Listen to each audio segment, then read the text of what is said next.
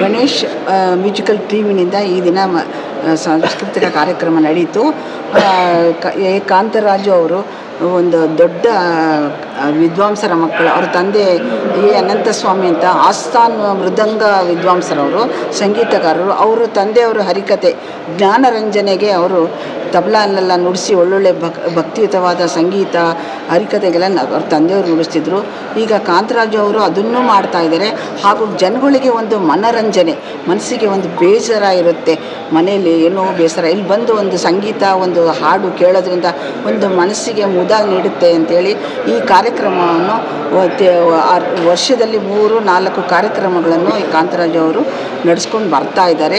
ಆಮೇಲೆ ವೇದಿಕೆ ಹತ್ತದೇ ಇರುವಂಥ ಕಲಾವಿದರಿಗೆಲ್ಲ ತಯಾರಿ ಮಾಡಿ ಕರೋಕೆ ಎಲ್ಲ ಹೇಳಿಕೊಟ್ಟು ವೇದಿಕೆನೇ ಹತ್ತದೇ ಇರೋಂಥ ಕಲಾವಿದರನ್ನೆಲ್ಲ ಎಲೆಮರೆ ಕಾಯಂಗಿರ್ತಾರೆ ಅಂಥವ್ರಿಗೆಲ್ಲ ಇಲ್ಲಿ ಅವರು ಪಾಪ ಒಂದು ಅವಕಾಶ ಕೊಟ್ಟು ಹಾಡಿಸಿ ಒಂದು ಕೀರ್ತಿಯನ್ನು ಅವರಿಗೆ ತಂದು ಕೊಟ್ಟಿದ್ದಾರೆ. ಅವರು ಒಂದು ಹೆಸರು ಪಡ್ಕೊಂಡು ಹಾಡೋದ್ರಲ್ಲಿ ಒಂದು ಉನ್ನತ ಮಟ್ಟಕ್ಕೆ ಏರಿದ್ದಾರೆ.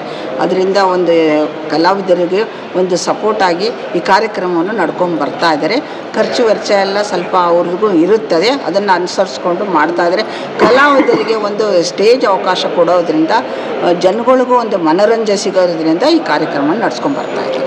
ನನ್ನ ಹೆಸರು ಜಯಲಕ್ಷ್ಮಿ ನಾಯ್ಡು, ಗಾಯಕಿ. ಈ ಥರ ನಾವು ಮ್ಯಾನುವಲ್ ಮಾಡ್ತಾಯಿದ್ದೀವಿ, ಮತ್ತು ಕರೋಕೆನೂ ಮಾಡ್ತಾಯಿದ್ದೀವಿ, ಮತ್ತು ಜನಪದ ಗೀತೆಗಳು ಮತ್ತು ಭಕ್ತಿ ಗೀತೆಗಳು. ನಮ್ಮ ತಂದೆಯವ್ರದ್ದು MB ಅನಂತಸ್ವಾಮಿ ಅಂತ ಸಾಂಸ್ಕೃತಿಕ ಮತ್ತು ಸೇವಾ ಟ್ರಸ್ಟ್ ಅಂತ ಇದೆ. ಯಾವಾಗಲೂ ನಾವಿಲ್ಲ ಅಂದರೂ ಒಂದು ತುಂಬ ವರ್ಷದಿಂದನೂ ಮಾಡ್ಕೊಂಡ್ಬರ್ತಾಯಿದ್ದೀವಿ ನಮ್ಮ ತಂದೆ ಕಾರ್ಯಕ್ರಮಗಳು. ಈಗ ಇದೇ ಗಣೇಶ ಮ್ಯೂಸಿಕಲ್ ಅಂತ ಇದನ್ನು ಸ್ವಲ್ಪ ಮಾಡ್ತಾಯಿದ್ದೀವಿ. ಎಲ್ಲ ಅರ್ಥ ಮಾಡಿಸಿ ಹಳೆ ಸಾಂಗ್ಗಳು, ರಾಜ್ಕುಮಾರ್, ವಿಷ್ಣುವರ್ಧನ್, ಈ ಥರ ನಾನಾ ಥರ ಕಲಾವಿದರದೆಲ್ಲನೂ ಮಾಡ್ತಾಯಿದ್ದೀವಿ. ಅದಕ್ಕೆ ತುಂಬ ಸಹಕರಿಸ್ತಾ ಇದ್ದಾರೆ ನಮ್ಮ ಜನಗಳು, ಎಲ್ಲ ಫ್ರೆಂಡ್ಸ್ಗಳೆಲ್ಲ. ನಮಸ್ತೆ, ನನ್ನ ಹೆಸರು ವಿಜಯಶ್ರೀ ಅಂತ.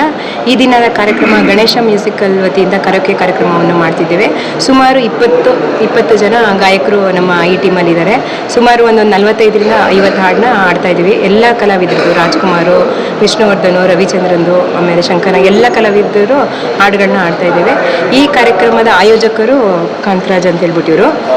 ಇವರ ಬ್ಯಾನರ್ಲೇ ನಾವು ಇವತ್ತಿನ ಕಾರ್ಯಕ್ರಮ ಮಾಡ್ತಾ ಇರೋದು. ಇವರು ಸುಮಾರು 10-15 ವರ್ಷದಿಂದನೂ ಕಾರ್ಯಕ್ರಮ ನಡೆಸ್ಕೊಂಡು ಬಂದಿದ್ದಾರೆ. ಇವತ್ತಿನ ಕರೋಕೆ ಕಾರ್ಯಕ್ರಮ 6ನೇದು ಮಾಡ್ತಾ ಇದ್ದೀವಿ. ಇದು ಅಲ್ಲದೆ ಇದೇ ತಿಂಗಳು 24ಕ್ಕೂ ರಾಜ್ಕುಮಾರ್ ಹುಟ್ಟಿದಬ್ಬದ ಪ್ರಯುಕ್ತ ಇದೇ ಟೌನಲ್ಲಿ ರಾಜ್ಕುಮಾರ್ ಬರ್ಡೇ ಪ್ರಯುಕ್ತ ಹಾಡನ್ನ ಅವರ ಫ್ಯಾಮಿಲಿ ಇದೆ, ಎಲ್ಲ ಹಾಡನ್ನ ಆಯ್ಕೆ ಮಾಡಿಕೊಂಡು ಹಾಡ್ತಾ ಇದ್ದೀವಿ. ಸುಮಾರು ಒಂದು 25-30 ಜನ ಗಾಯಕರು ಇರ್ತಾರೆ.